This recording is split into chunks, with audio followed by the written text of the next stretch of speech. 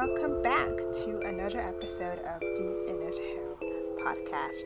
I'm your host, Catherine DeMay, and joined with me are your co-hosts and today's special guests, Hugh Peng, Lee, and Marty Hewitt, who are the podcast junior editors for this year.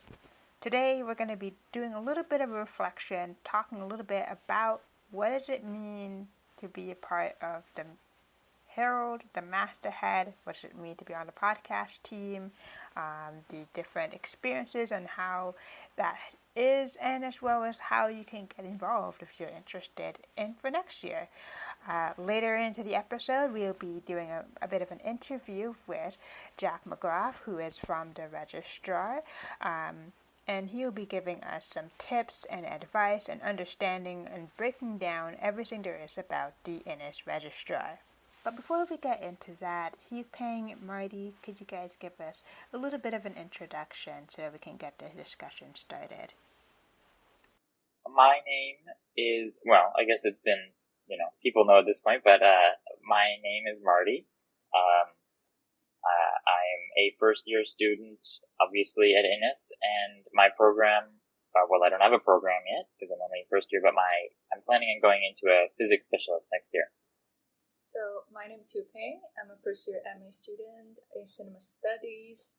And obviously my program is Cinema Studies. I'm very into films and also kind of different philosophical theories, everything like that. Yeah. Well, it's really great to have you guys on and having you guys a part of the Herald, especially on the podcasting team. So the first question I have for you guys, why did you choose Innis as your college? Well, the reason I chose Innis was mostly because I wanted to cook for myself. I didn't really want to go to a meal plan place. And I knew that this was the cheapest place to go if you didn't, well, maybe not the cheapest, but it's much more cost effective to go here and cook for yourself than to go to another place and go and get the meal plan every day.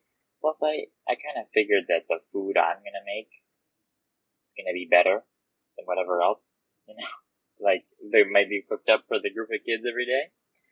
And I also thought, there's in the residence, there's the music rooms that are really nice, and there are I thought there was a movie theater. I thought that sounded really cool, being able to see a movie every Friday and that kind of thing. So, I don't know, it just seemed like and I kind of like the small town community. So, it just seemed kind of nice. It just seemed kind of homey in the big city, to have a smaller sort of college to be a member of. Yeah, I'm just remembering from other episodes, you are someone who is from a small town, so that's kind of more of a familiarity for you. Mm-hmm. Yeah, so for me, I also did my undergrad at UT, and I had most of my classes in cinema studies at Innis. So I just felt like the whole building is kind of gives me a feeling of a really close-knit community. Like we are, especially when I compare to Vic, where I'm very close to, just felt like Vic is a much bigger community. Like we don't really, to be honest, to have that tight connections with each other. But at Innis, I just feel like everything's very cozy and warm, especially in the library. Innis Library is my favorite libraries across the campus. And also we have, as Marty mentioned, we have many beautiful movie theaters, the screening room, Innis Town Hall. And I often go there for Free Friday films. So that's why I chose Innis as a film lover. Nice. Yeah, I know for a fact I also chose Innis for that small quality community feel, as well as the fact that my minor, writing metric, was at Innis, and I was like, okay, might as well be at the building that hosts it. So, yeah. I wish I had been able to take a lot of the Innis first year courses and the Innis workshops and that kind of thing. I didn't really have the time, but I wish I had been able to do a lot of those. I'm assuming you took a lot of courses here? Yeah. A lot of my first year, at least I had 2 courses that were at the building. This is the first time this year that I actually gone back to having a class at Innis, and remembering how wonky it is, because I don't know about you guys, but the Innis College is designed as if it's an eye, like an actual eye, in my opinion. Like, you have 2 sides of it, the east, the west. They don't connect except for on the bottom floor. It's like really wonky. You have to remember that you can't get to room 222 from that area to go the other way or whatever. It's really confusing. So that's one thing I don't like about the college, but other than that, it is a nice space. Yeah. So what about the Innis Herald? How did you guys heard about it? Why did you decide to sign up for it? You want to go first? Yeah, I can go first. So at the very beginning, I just received the email from Catherine during the summer. So I actually didn't know the Herald until then, and I was kind of like, I just went to the Herald's website and going through the list. I just feel like it's very interesting community. Like, people are very into like you guys have different I wouldn't say department, like sections, like teams, like social media teams, and also our podcast teams. And I just feel like I've been taking courses in this college, and also I have learned many very theoretical stuff, and I just feel like this would be a great opportunity to kind of try out on the practical side. So that's why I choose the podcast team. Just felt like I can kind of apply my knowledge from what I learned in classes to like real life hands-on experience. Yeah. I was pretty attracted to the idea of working for the newspaper. As soon as I got to university, I used to have a column in the community newspaper where I lived, and my mother is the journalist in our town, so she writes the community newspaper. So I always thought that would be kind of cool. And I also have a podcast myself personally. If you go to the masthead page on the website, you can see the link to that. And it's important to plug. You got to advertise. And I just figured the podcast at the Innis Herald would be a great kind of nexus of those 2 interests of mine, and also I would have skills and experience that I could bring to that, so it would be easier for me to transition. Yeah, I'm just gonna, now that you mention it, I'm gonna actually listen to the podcast, Marty. You're right. Oh, you don't have to. I'm going to. I like getting ideas from other people and what they have done. I mean, I'm sure you already. We can't. The things I talk about on my podcast are not. They're not fit for the Herald. Well, it's a bit. Yeah, I don't know. It's not very. It's a bit rude, I guess. It's not like explicit. It's kind of stupid, I guess. Like the things you talk about are a bit dumb. So. Well, dumb or not, at least you have a structure in podcasting, which is style. That's what I like. Either way. So that's, you kind of answered my other question of why you joined, especially for the podcasting stuff. So tell me a little bit about your experience so far in the past, I guess, 4 months. How has it been working at the Herald? What's that like? Or even with the podcast in particular, anything at all? Like, how has it been for you guys as junior editors? I think it's been pretty cool. I definitely thought I had more of a handle on professional. I'm doing air quotes podcasting than I thought. I made definitely some goofs over the semester, but that's okay. I really enjoyed it. And I think it's going to be one of those things that I am going to take a lot of, I guess I'm going to be very dedicated to over the next 3-4 years. So yeah, I'm very happy I made this decision. Yeah, so I think it's been a pretty cool experience too, because I just feel like it was like very a creative process every time I kind of like do the audio editing stuff, like adding on music and things like that. So, and also that kind of gives me some opportunities to do some like hands-on practice on both like video editing and sound editing. So I feel like that's very good. That's exactly what I was looking for. Yeah, and I'm sure like based off of what I like to try to get you guys to try each other's roles. I know each of you have like your own specific skills in terms of you can doing more of like video editing. You have a better sense of that, where Marty is better at just hosting, and then have you guys do each other's roles in that regard. How does that feel when you were trying to do the other thing? I would like to do. I actually, we should do this next semester. I would like to do like a man on the street style interview. I thought that'd be kind of funny. So it would be interesting to try and get a handle on video editing. And the sound editing, I don't know. I feel like I have a pretty good rap on that too. It's pretty tricky though. It's always hard to, and I'm still bad at balancing the audio correctly. I'm bad at that. The podcast that I run, audio is also terrible. I shouldn't say also. I think you guys check me over here, so it's not so bad when I'm working on the Herald, but you know. I don't know. I feel like I'm getting better at it though, and I feel like I'm not so. I'm more well-rounded than I was going into this, you know.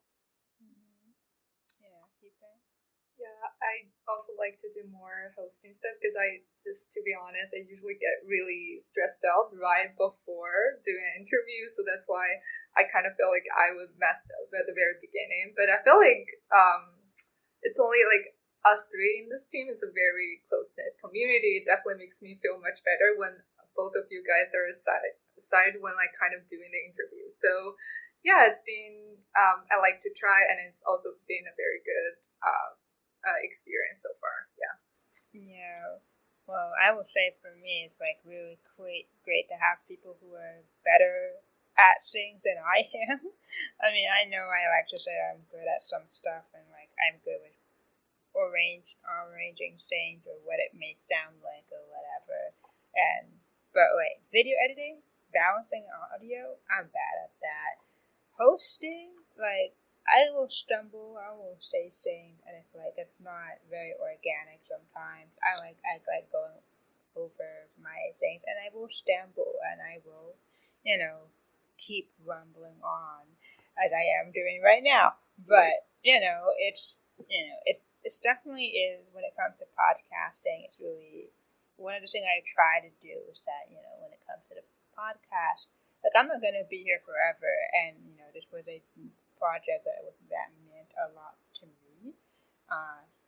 When I started it with the other editors from last year, we wanted to continue it, and the important thing is to have people who can do those jobs of hosting and video and editing together, and not just have separate people not be able to do it. So it meant a lot to me. That's why I was challenging you both to try each other's tasks and give you a taste of what it's like, because you never know, maybe one of you will apply next year to be the producer, and you will have to know how to do both things. So a little tidbit of what I do, there's a reason behind the madness, to say. So what I know Marty said a little bit about what you wanted to do next term, which is do a bit more street interviews. But what other things do you guys are looking forward to, either for the podcast or even the Herald in general? Like, what are you interested in? I think, I don't know, I would like to, we had Kyle on recently, and I don't remember immediately what the publishing schedule is, but that episode will go out soon. I really like talking on the podcast about science stuff, so I would like to do more of that if possible. I don't know, it might derail it, but It'd be funny. It'd be fun to do that. So, I don't know. We'll have to see. The man on the street interview, it's kind of I don't know if that'll actually work. I just thought it'd be kind of fun, to try it out. It'd be definitely good content. I don't know. I think for the most part, for this year, we can just focus. I kind of just want to focus on getting into a good rhythm and getting very good at the core. I feel like I haven't really gotten down the core part of the podcast yet, and then we can really improve. Well, I don't know, but I guess you guys aren't going to be there, but I feel like I can really improve and expand the content more later on. I didn't really know if we have already had the connection with the cinema studies program, because this whole program for both undergrad and grad students, this program is based in Innis. So I was just thinking if we could connect with them, like Sinsu, and also some grad students, to kind of have an interview with them, like their experience at Innis as well. So I felt like that, because I have a personal connections with them, so I felt like that could expand the content a little more as well. Yeah, that's one of the reasons. One of the other reasons we started the podcast is to reflect the entire community at Innis. That's one of the reasons why I wanted to do the. I will say a little bit of a shout out to the video submission form that hadn't been filled out yet. If you are someone who studies cinema studies and love film, love video editing, and have produced a short film, animation, or anything like that, the Innis Herald does accept video submissions, and we will be posting those on our YouTube channel. So if you're interested in that, please do fill that out. I'm going to put the link down below for you to fill out. But yeah, it's like we wanted to incorporate the cinema studies a little bit more at the Herald, because the Herald, in case you haven't noticed, is mostly paper, and we do have an online version, but there isn't really a space for students who are very creative and does other mediums to sort of express their skills. It's really like, if you wanted to talk about film, you gotta write about it, It's not like actually seeing the film itself or the video. And so that was kind of one of the reasons why we wanted the podcast too, so that people can sort of I guess it's not as visual. That's what films are. They're more visual than they're auditory. But it wouldn't be cool to have a clip of someone else's work that is, sort of like a preview, and that they could watch it later. I don't know. It's like that's kind of like the idea, to sort of make the Herald a little bit more accessible, a little bit more fun than what it is at the moment. So, the last question I have for you guys then is, as junior editors, what is one thing? Actually, no, I'm going to split this question into two. What is one thing that you would say to a future junior editor of the Herald? It's a little bit of a future thing, but in March and April, around that time, we do accept students to apply for certain executive roles as a part of the masthead.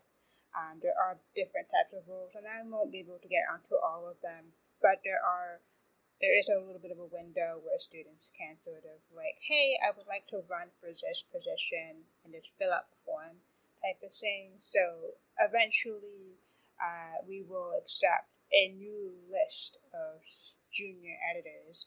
But what would you say to that next set of junior editors if you weren't able to get that job again? What would you say to them?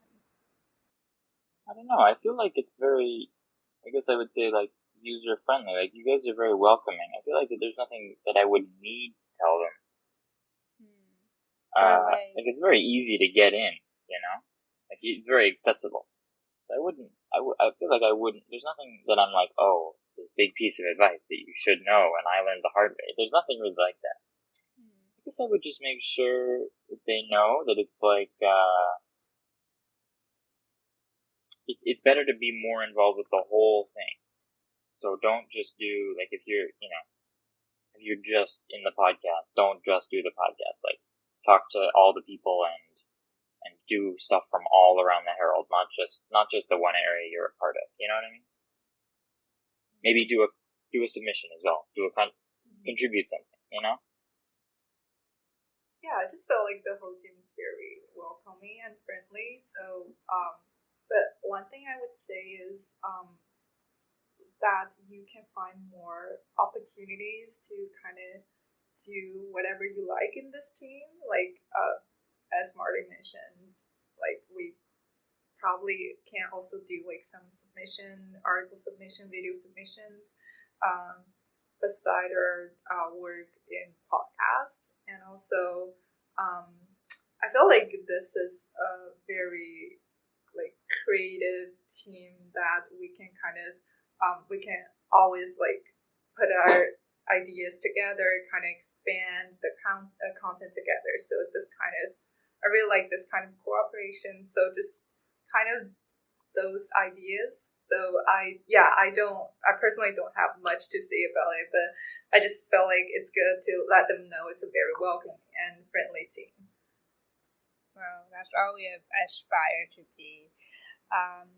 And I guess the last question is, considering that you are both junior editors, and I mean, I understand it a little bit for the podcast, but I know, as you know, there are other editors, higher ups, positions. What position do you think you will try to achieve if you were to apply next year? Well, I guess I kind of said this before, but nobody else works on the podcast, and both of you are not coming back next year, so I will probably just go for head podcast producer. Or I guess I'll just call a podcast producer, because there's nobody I'm head of. Like, I'll just be the guy who does the podcast. You never know. We do put the junior editor of applications after we get the masterhead executives in place. So you might get a junior editor. Maybe. But that would be nice. That'd be fun. Yeah. You should, I know Hee-Peng said you were going to be able to come back, but if you were to hypothetically remain in the Herald, what's your ambition? Like, I think the social media stuff is very interesting. I kind of saw, like, because like, Discord, we can only see the chats from other teams. So I just felt like it's very interesting to see, like, their promotional ideas, like, the posts they're gonna do on Instagram. So I just felt like I'm very into marketing and also communication, that kind of stuff. So I'm probably gonna try. If I would say, I think I would try more on the social media side. Mm-hmm. Yeah, I get that. I see that. I can see that. I mean, I know I definitely won't be able to come back. Simply because I'm going to be in my final year, so I needed to focus more on getting that done and moving out. But if I were to stay with the Herald, I would actually want to become a creative director. I just love coming up with pitches and like suggesting and like coming up with different things that people can like do. So, I feel like coming up with ideas every week will be really fun instead of not every week, every couple of months. That will be fun. I mean, there was a time where I thought I could try to be editor-in-chief, but I'm just someone who just looks at money and can't compute. My brain does not understand how the distribution side works. That to me sounds like a lot of stress. I don't know how Yash does it, but no, thank you. So creative director would be something I would be interested in. But anyway, is there anything last that you guys just want to say about the Herald or anything at all? Yeah, I was just kind of circling back to the question that one thing I would say to the junior podcast producers next year. So I feel like before joining our podcast team, my club experience just makes me feel very makes my life more chaotic. Because I feel like most clubs were very fast paced to some extent. Like they're kind of looking for ideas. Like you need to be creative all the time. But I feel like podcast team is just very. It's not like that fast paced. And like everything, I just feel like I can kind of complete all the things on time because like I feel like it's very under my control. Like I can actually just do the things whenever I like and put that fit my task into my schedule. So I just feel like that thing's very good. It's not like doesn't make my life more chaotic. I know chaotic would be a too strong word, but you know what I mean. So it's just like I just feel like that's a very good thing. It's a very good club experience on that side. Yeah, definitely. Mighty, you want to say something?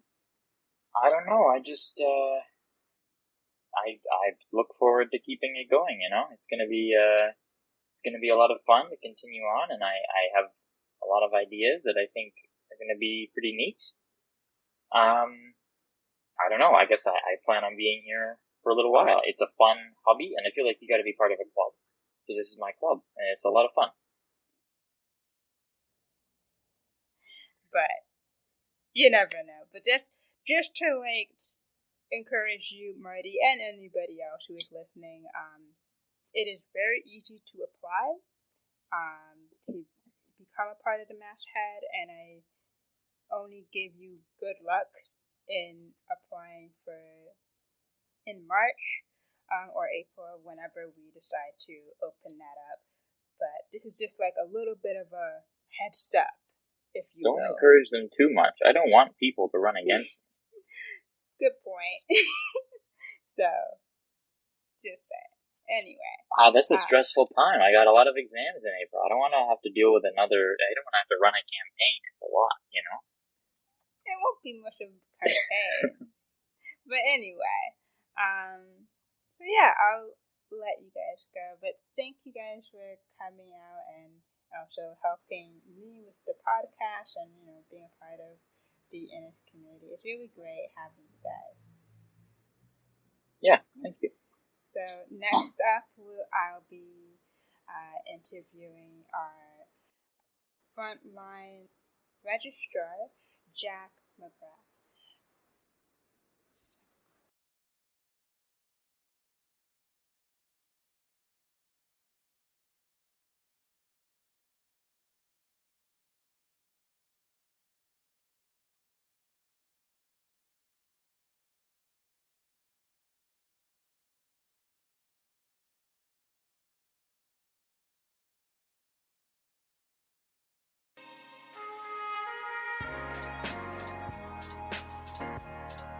Hi, my name is Catherine. I'm here with the Innis Herald and interviewing Jack McGrath from the Innis Registrar.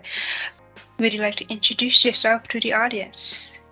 Sure thing, yeah. So it's Jack here over at the registrar. I'm the assistant registrar advising here in the Innis College Registrar. So if you come into our office, I'll be the first person you see. Yes.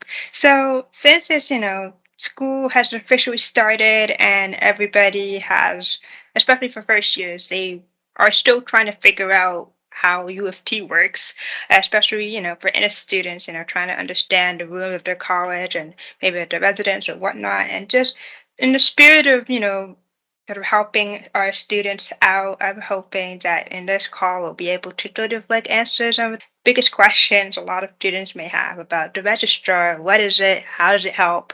All that fun stuff, as well as some, fun questions in between. Sounds good. Let's go for it. All right, so here's some basic questions about registrar, just typical stuff.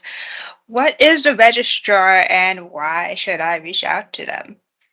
Great. So it's a large question. I'll try to answer it succinctly. So the registrar is your go-to shop, your first stop for just about everything for your school, whether it's your academics, whether it's your finances, whether it's you need help working out, getting accommodations for courses, all these kinds of things. We either have the answers or can guide you through how to get them. So generally speaking, if you need any support making sense of your courses, your graduation, making sense of the fact that you missed a midterm, you need help finding out where the mental health resources are, any of that kind of stuff, we're a great place to start. We also have a financial advisor in-house, and so we can have a conversation about your finances. We can help you figure out if you can access student aid. We can help you figure out if there's additional support available. Really, the best answer to that I can give you is just about anything you have a question about, we can help with. The key thing that I suppose, particularly for some Innis students, it's good that we highlight that we don't do is anything regarding the residence, because of course that's the residence. So if you have any questions regarding your residence room, maybe stick to that, to your residence office. But aside from that, come on over. We're happy to talk. Great. Since you've been our frontline advisor for I don't know how long you've been at. That's a good question. It has been something like 2.5, 3 years, I think. Just before the pandemic started. Okay, nice. So then, of course, you definitely have experiences a lot of different questions. Some of them, very serious. Some of them kind of like, you could have found it on the website type of thing. But what are the main issues that you feel like a lot of students keep popping up and asking these type of questions? That's a good question. It's sort of seasonal. So obviously, as we move through, as we all know, the academic year is cyclical, and so as we move through that cycle, the main question kind of changes over time, because we just, as everybody knows, the course enrollment deadline for F&Y courses was the 21st, and the minimum payment deadline was just earlier in the month, and so we were dealing with a lot of questions around registration and payment and that kind of stuff. As we get closer to the deadlines for dropping courses, we're going to be getting all kinds of questions about if you should drop, when you should drop, why you should drop, if you can credit, no credit courses. Then we'll move into dealing with all the LWD stuff, so late withdrawals, dealing with petitions. It's sort of, and then of course the exam season where we have to start dealing with exam petitions and guiding students through if they should take exams, when they should not take exams, these kinds of things. So it's hard to answer that question because it is so cyclical. But just look at whatever the deadlines are that are coming up. Those are the kinds of questions we're answering at any given time. Definitely called here for many, many times in my time here, to the point that I am now very familiar with your voice. So where can students find the registrar in case they just don't know? Because I'm assuming that a lot of them have been online for so long that we kind of like don't know where everything is. Yeah, and we have so many students that that's the first time they were on campus was earlier in September. So yeah, we can be found. We're at 2 Sussex, which for students you probably know where Robarts Library is. We are directly north of Robarts Library across Sussex. We are also across the street from the residence. So if students are staying in the residence building, I should say the Innis residence to be specific. You can just cross the street from the Innis residence and we'll be there. You enter the lobby, you head up the stairs, and then we're just before the stairs going up to the library. I don't know if you want me to jump into this as well, but another thing you can do is just call us. It's always going to be me answering the phone unless I'm not here for whatever reason, and I do try to remember everybody, so you can just give me a call. Yeah, definitely, or even email them as well, I think. Yes. Yeah, I also am the only person that looks at that email. So whether you call or you email, it's going to be me, and I will probably remember you. Great. Talk about some type of scenario questions that probably you might have interacted when answering these questions from students. I guess this is for like first years going on to second year who are, since they're in first year, they don't know what they're majoring in and so on. So when do you think that it's best when they start like applying for their like majors or programs like that? Sure, yeah. So the program enrollment period begins each year at the start of March. So the one that was for last year has already passed. It ends at the 21st of September this year. Next year it'll start probably March 1st, and it will run until the last day to add courses in the fall. So probably roughly the 20th of September. There's 3 different kinds of programs, and so when how you apply and when you apply sort of changes. If you're looking for open enrollment programs, so those programs on the calendar that say that they're open anytime between the beginning of March and that deadline in September, you can add it, you can drop it, you can change it, doesn't matter. The category that it does matter are those programs that say they're limited enrollment or they have specific requirements to enroll. There are 2 periods you can apply, the first request period and the second request period. The first request period is if you are meeting the requirements for that program by the end of the winter term. So in the regular fall winter session, if you're going to have all the requirements, you apply in the first request period. If you need to complete the requirements in the summer session, so you enroll in the summer and you take courses in the summer, you apply in the second request period. Some of these programs will be, they're just called limited enrollment. And so as long as you meet the requirements that it lists on the calendar, you'll get the program. Some of them are limited competitive, meaning that they have a variable minimum grade. So you have to get at least that much to even be considered. And then you're competing with other students because there's limited spots. And so you're not guaranteed to get in. The grade is always higher than it says it is. And so there's always a risk you won't get it.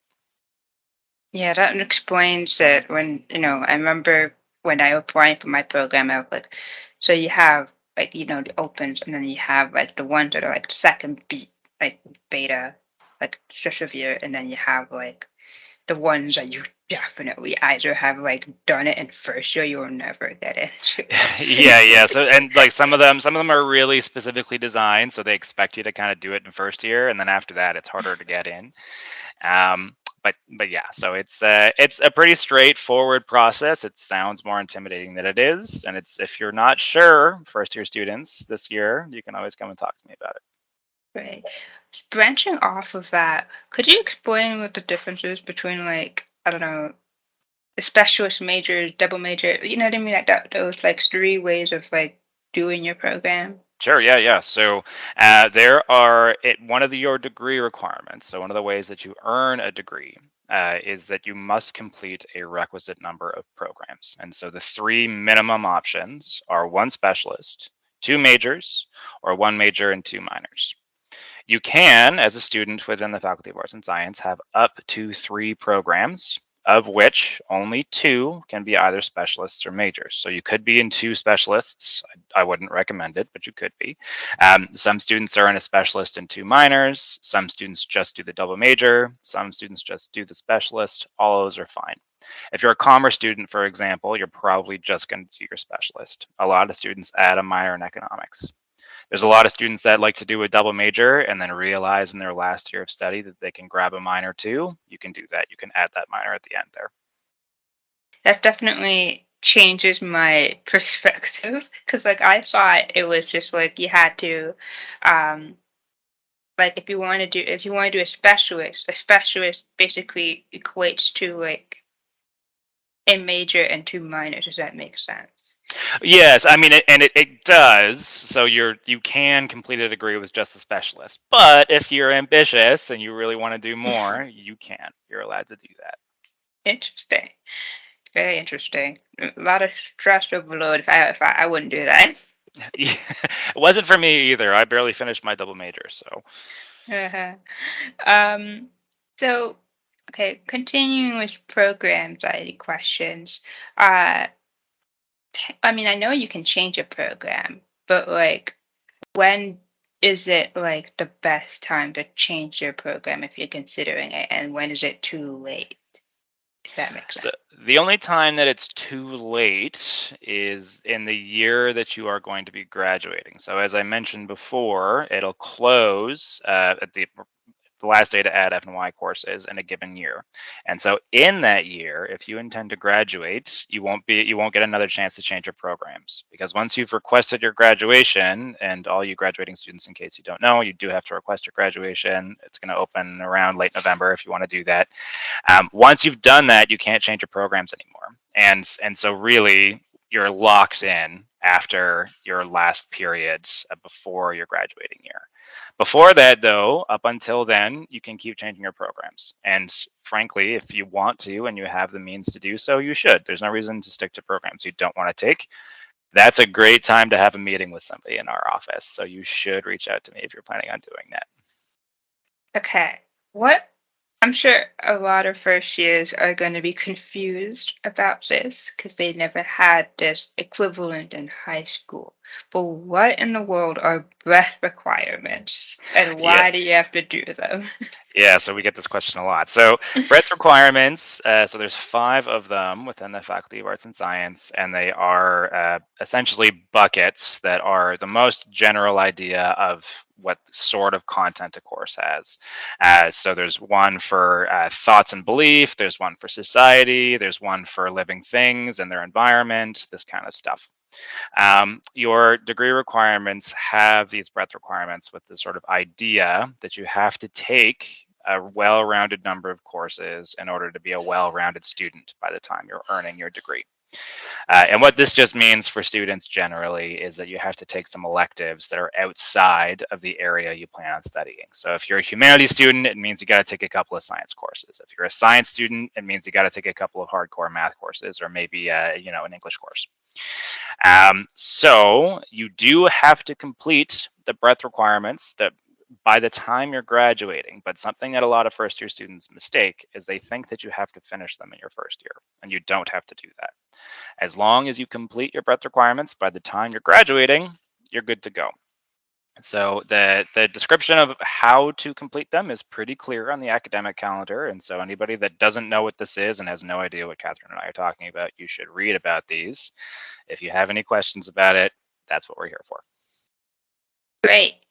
And also I assume that by the time, or at least since you're majoring or doing one of the programs, you automatically end up filling out most of them. It's just like the last 2 that tends to be. Yeah, exactly. You will usually any program. So by the time you're completing your degree, you'll probably do at least 2 of them just by virtue of your courses that you're taking for your programs. It'll just be sort of the ones that are outside of your area. So again, if you're studying English, you're probably going to have to take a science course. But I should say, it might be worth mentioning, a lot of students already know this, but there are sort of breadth requirement intentional courses that certain departments offer. So a popular one, for example, is the AST 101 and the AST 201, which are these astronomy courses that are kind of designed for humanities students. They're science courses, and you get the science breadth requirements, but they are definitely meant for students that will not be pursuing astronomy as a specialist, or a major. So it's a good idea to look for those kinds of courses if you're concerned about this. Definitely not stress you out when you have no idea of what physics is supposed to be. Yeah, exactly. And they're supposed to be fun, right? They're supposed to be fun for people that don't know these things. So not only will it not stress you out, it should actually be a good time. Okay, so this is going to be our last scenario question before we get into the fun ones. Okay, as someone who, the registrar, they deal with academic and financial, where do you get financial aid for Innis students particularly? Great. Yeah. So that's a great question. For financial aid, we have, as I mentioned before, a financial advisor here in our office. Her name is Daniela. She's super friendly, super lovely. You can book an appointment with her to talk about your options for financial aid.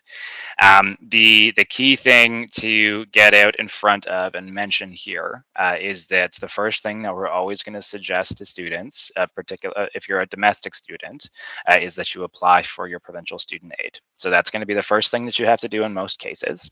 Once you've applied for that financial aid, there are additional financial options that are available. And if you're an international student, obviously you can't apply for that student aid.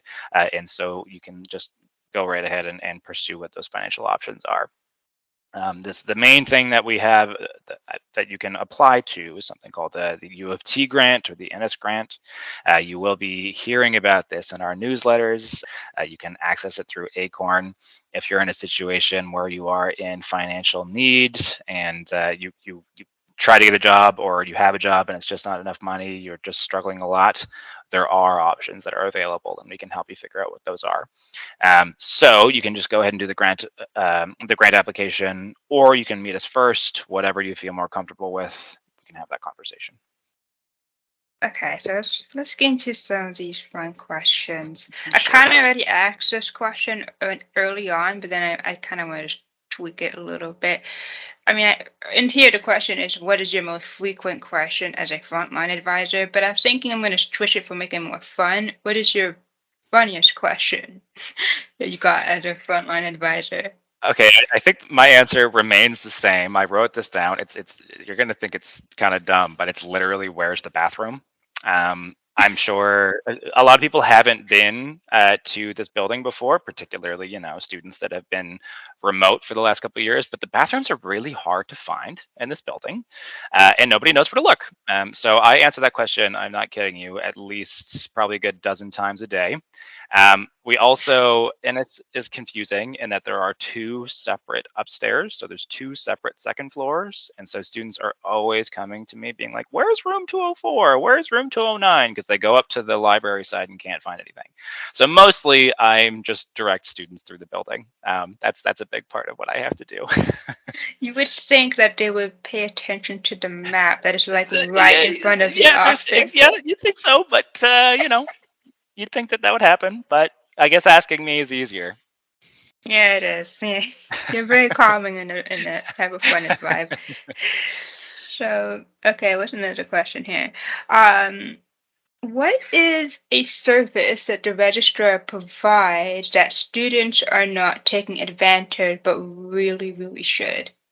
Okay, so this one, I know these are supposed to be fun questions, and my answer is not super fun, but I think it's a good one, so I'm going to give it anyway. And what my answer to this is sort of lower C crisis management. So crisis in this case meaning not necessarily like your world is ending, but a lot of students get themselves into really, really, really tricky situations and kind of shut down, right? Like things aren't going the way they want. They're having a battle with their prof. They got an F and they didn't know what to do. There's issues at home, there's issues with the roommates, there's issues with all kinds of things, and they just kind of, their world starts falling apart because they don't know how to deal with it, and things just start to snowball.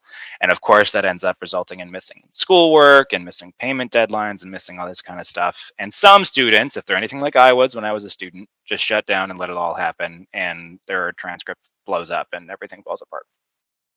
We can help with that.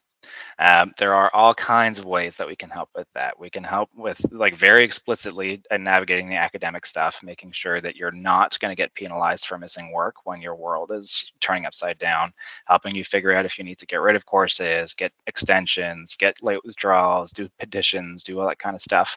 If part of the problem is that there's a huge financial crisis, we just talked about the grant application. There's actual help for that. We can help students navigate financial problems. If there's emotional problems, if there's mental health problems, there's resources at the university to help with those things, and we know exactly where to point students to get them. So if you are a first-year student, second-year student, fourth-year student, and you're freaking out because something is happening in your life, you broke up with your partner, your dog died, and that is crushing you inside, all these kinds of things, we can actually really help you. With a lot of the problems that's going to cause for you. And so you should please come and talk to us about that. Yeah, I feel like when registrars, like the word registrar just seems so like, it just seems like, oh, you do it academic, you do it financials or whatever. It's like, it's not like, but it's not that as the only categories, Yeah, exactly. Yeah, and I mean, I'm going to. I won't name names, and hopefully the student doesn't realize that I'm talking about them when I say this. But a student came in maybe last week or 2 weeks ago, and they were terrified because I guess we're just like the registrar, and we seem like really intimidating and very official. And she just had some very straightforward questions that I was more than happy to help out with, and we had a great conversation. And she walked away perfectly happy and came back in a sense, asked for more help, and we've had a good relationship since. I think a lot of students are just scared because we're this big official office at the university, and the university itself is a scary place. But people really shouldn't feel that way. No, nah, they shouldn't. It's there to help you. So you might as well take advantage of it. Exactly. Yeah. So I guess with that, how would you describe the registrar in 3 words? I had to write these down because I was like, I'm not going to be able to do this in the spot. So my first, we kind of just talked about it, but welcoming, obviously. My favorite part of my job is talking to students. So please, in fact, I'll be bored if you don't come in. So please come and talk to me. Second thing, non-judgmental. A lot of students are worried that we're going to look at their record and see a field of Fs and see all their zeros and see this and see that. We are not going to judge you for that.